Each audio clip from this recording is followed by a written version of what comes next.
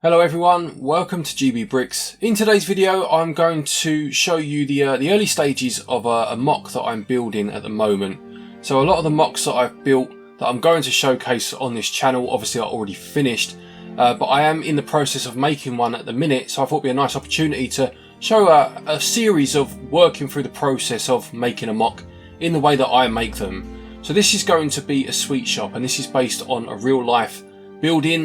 This is a sweet shop that's in Whitby, which is up in Yorkshire in the UK. My wife and our kids, we all go up there for holidays sometimes, and it's a shop that I noticed last time we were there and decided I wanted to make a variation of it out of Lego. This first episode is very much going to be just the design stage, creating a few proof of concept pieces, parts that I thought could be potentially difficult to make if I didn't give it some thought before ordering the pieces. And the pieces are now on order, so the second part of this will be more of actually getting into the build properly. So what is this sweet shop going to look like? Well, let me show you.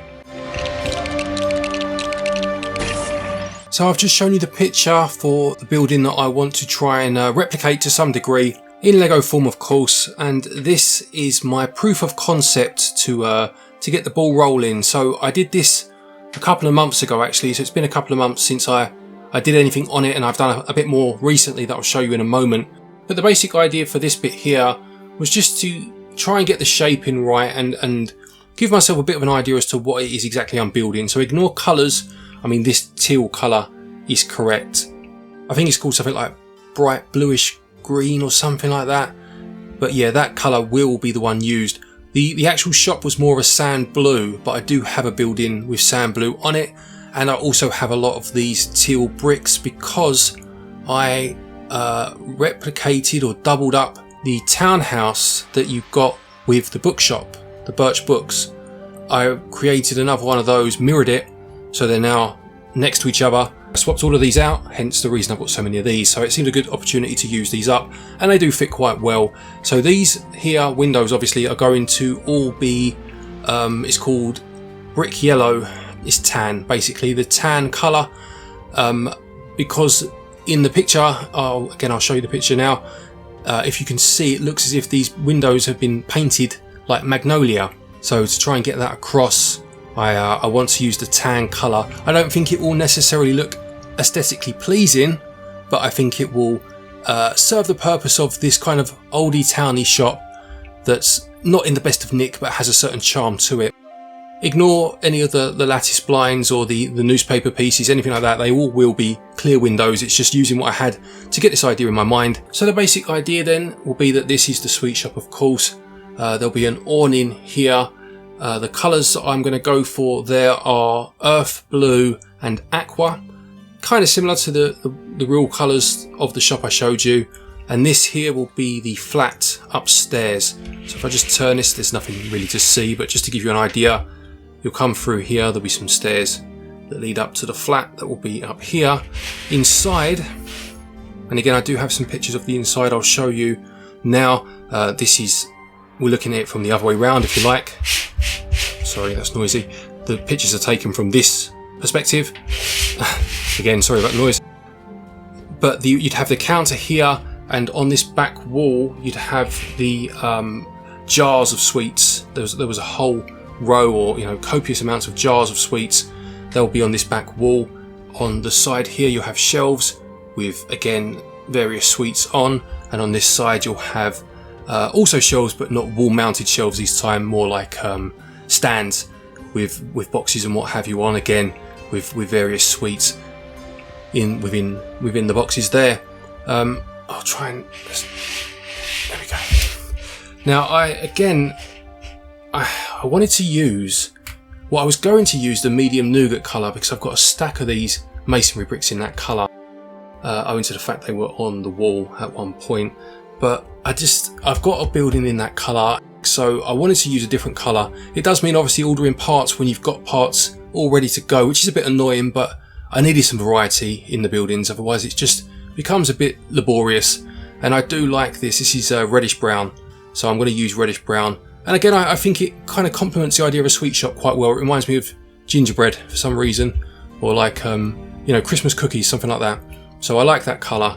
So these bricks I'm going to arrange not as you see them now. I'm going to have a masonry brick 1x1 with a masonry brick going this way, masonry brick 1x1, and so on up the wall. And on this side here, I may try to put a drain pipe on here, which I've never done before. See how that looks using clips. Not quite sure about that yet. The window designs, I went for a few different iterations before deciding on this. I've got the door set back a little bit with the windows jutting out, as you may be able to see. So these will all be tan as well. These parts are on order, and it just gives a bit of a decoration to the window. Now, as I said, I did this a while ago. I knocked this up quite quick just to give myself an idea of what the front would look like. And recently I've done the next part, which is the windows. And the reason I wanted to conceptualize the windows is because I had a very specific idea of what I wanted them to look like.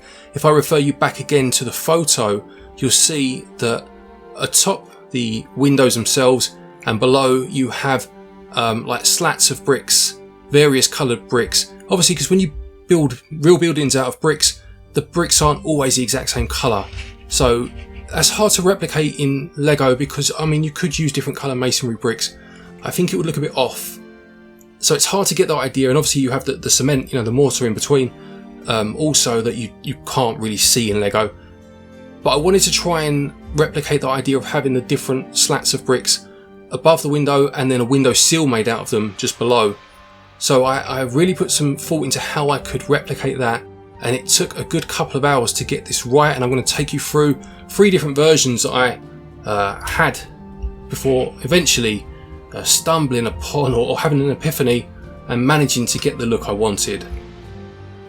Okay, so idea 1 looked like this. Now, a couple of things to say before I dive into it properly. Ignore the colours. Again, it's just a proof of concept before I order the parts, before I'm happy that it works and I order the parts.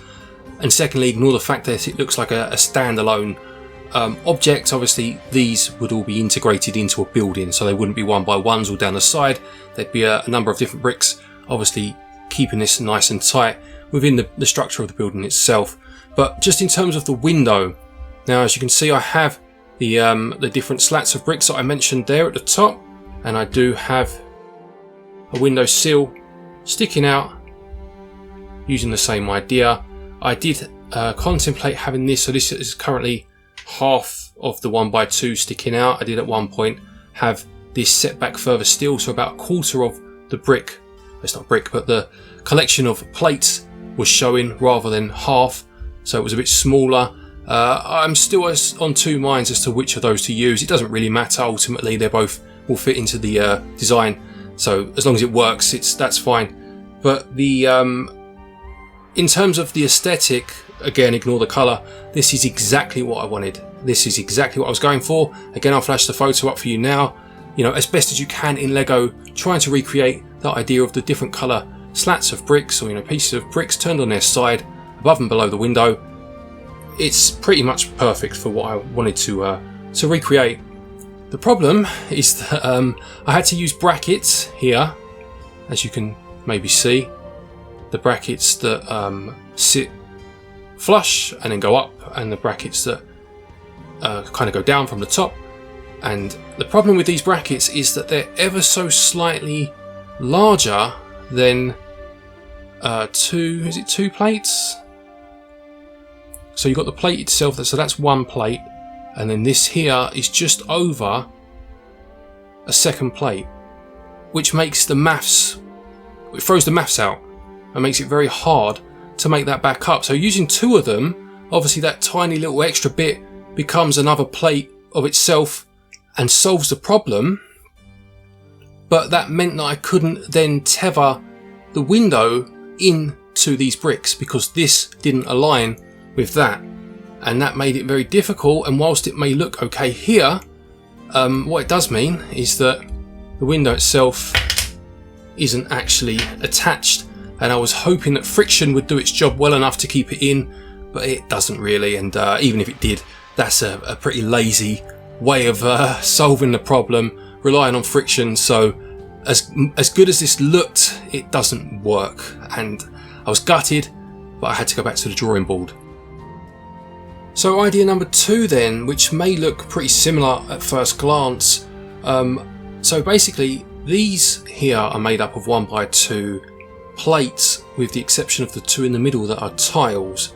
So I switched out the brackets that I showed you a moment ago and went for the more traditional snot bricks. I always call them washing machines, the ones with the hole in the middle, and that solved the issue of that overhang and how that throws things out to a degree. What it does mean though is that there's a tiny gap in there. I don't know if you can see that. I saw it and it annoyed me because it didn't sit flush. And there's another one here which is probably easier to see because there's nothing behind that one. You'll see what I mean in a minute. Another one there. Now this one is connected, and the way it's connected is by having a 2x4 that the window sits on, 2x4 plate, and then a 1x4 brick, and then another 1x4 plate. And the idea was that this was going to be the reddish brown colour, and that would hopefully hide that gap, and then have the same up here to hide that gap too. It would have looked quite unsightly this side. I think any solution, as you'll see in a minute, will have a degree of that, but I'm more bothered about the front. This was the technique I wanted to pull off this time. You know, in every mock I have something, I challenge myself to do something that I don't actually know how to do, and this was my challenge this time. So as long as the front looks good and the inside works, I'm happy with that. But I was not happy with this, so I had to add another plate in here using the brackets from before. Meant there were 9 plates / tiles here, but because they pushed further in, using the more traditional snot bricks, this is 10. No, there are 10 here. This still uses those other brackets, therefore there are 9 here. I wasn't happy with this design, and I was starting to lean towards it being my only option, and I left it for the night. I actually went to the gym, and all the time I was there I was thinking about a solution, couldn't think of one, and then I woke up at 10 to 4 in the morning with a splitting headache, nothing to do with this, but I just had a cracking headache, and I took some tablets, went back to bed, and I couldn't sleep. And whilst I was laying there, the answer came to me in 2 words, and I will tell you the 2 words in a moment when I show you the final design. So this is the final solution. Now again, I'm sure it looks very similar at first glance. You may see a colour change here, and that's pointing towards the solution on the other side, but it's exactly the same aesthetically as the first one, which I'm delighted about because I like that one, but it does hold the window in place. And the 2 words that I mentioned that came to me in an epiphany were skeleton arms, and yes, I used 2 of the skeleton arms as well as a number of clips or hooks to attach the window to the wall and keep it in place. Now it might not look particularly pleasant from the inside, but to be fair, I mean, these could be ties for curtains, anything like that. You know, it doesn't really matter to me personally. This is what matters, and I think this looks very good, and I'm very happy with this, and I can't wait to get this built and see it in all its glory in the right colours. But yeah, I figured that because obviously these didn't tie up and wouldn't align, what I could do then is clip them together using any number of clips, because they don't have to align as long as they kind of meet at some point and run parallel at some point, then that would work. And that's the design I'm going to go for, and I'm very happy with that. Now I know there's going to be people that are watching this screaming at me from the first of these 3 that I showed you, saying, why don't you just do this? How can you not thought of that? That's fine, you know, even if you tell me in the comments now, I'm not going to change this, because as I mentioned in the first video I showed you of one of my mocks, these are all a learning journey, and there are mistakes in all of them. There are solutions that I thought of for earlier mocks that took me ages, and I was very pleased, and now I look at it and think, why on earth did I not do this? It's obvious. That's the point, you know, and I like having those little quirks to each one. And the whole point of the channel was to show a journey of a mock being built. That was the first idea I had. By that point I'd already built 6, so I couldn't do it for those. This is the one I'm building now. This is the stage I'm at, and this is the journey I want to show you as I move through each stage, being concept stage here all the way through to the finished building. So yeah, this is what it equates to so far. This is obviously the first floor, the sweet shop, and then there'll be 2 floors above that being the flat house above where the owner of the shop will live. And yeah, I've ordered some parts and I can get cracking as soon as they're here. Be a couple of weeks, I would have thought, and then I can start putting some of this into motion and moving it away from the concept stage.